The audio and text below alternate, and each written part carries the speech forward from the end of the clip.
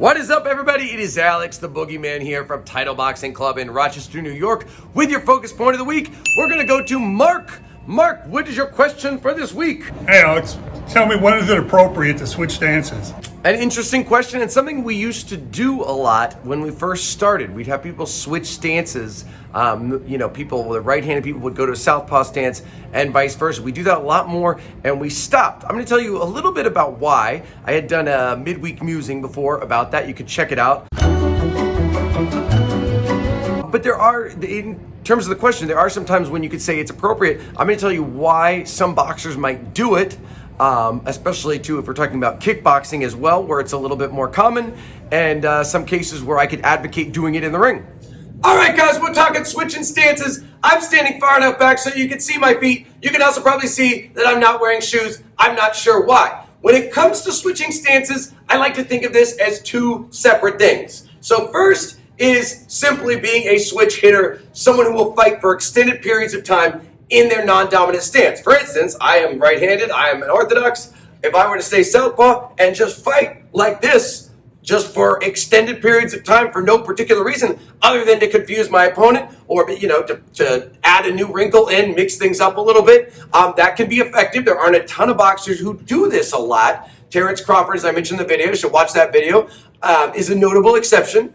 And it can certainly deceive your opponent, especially too if you are right-handed and you switch to southpaw. It's probably harder to fight a southpaw opponent if you're right-handed. For most people, not all, but most people, southpaws have an advantage in the sense that they are used to fighting right-handers more so than we are them, and they're better with both hands generally. Most of them are.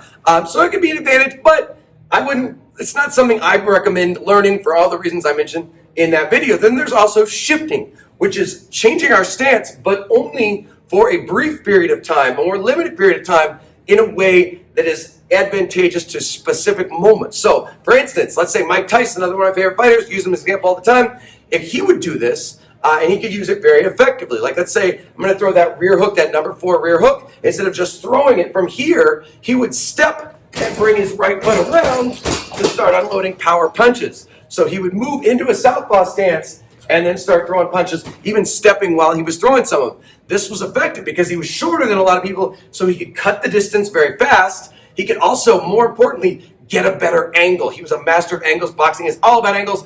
He could get to a different angle and confuse that boxer, get to a spot where he could hit them, they couldn't hit him. Sweet science all the way. Marvin Hagler himself was a southpaw, but he would switch to orthodox all the time because it just made sense for him to continue his pressure. He could do it a little faster and, again, cut the angles. And even if you're not like one of those guys, let's say this is my bag, I've got my opponent, I've got him on the ropes, but they're going to try to circle out that way. So they're going to circle out that way, and I could turn and pivot to face them, and probably would in most cases. But let's say you got to do it really quickly.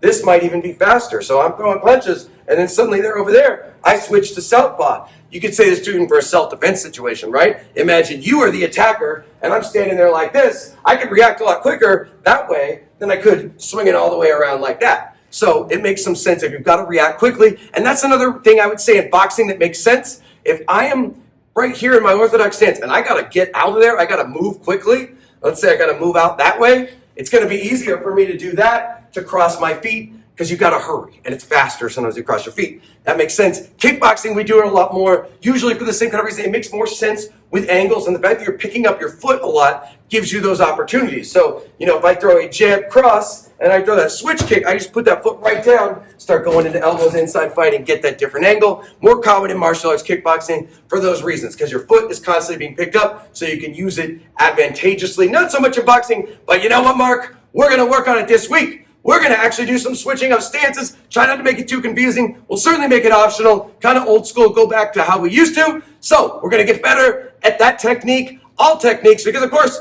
technique is everything. Reginald Joe Johnson, too.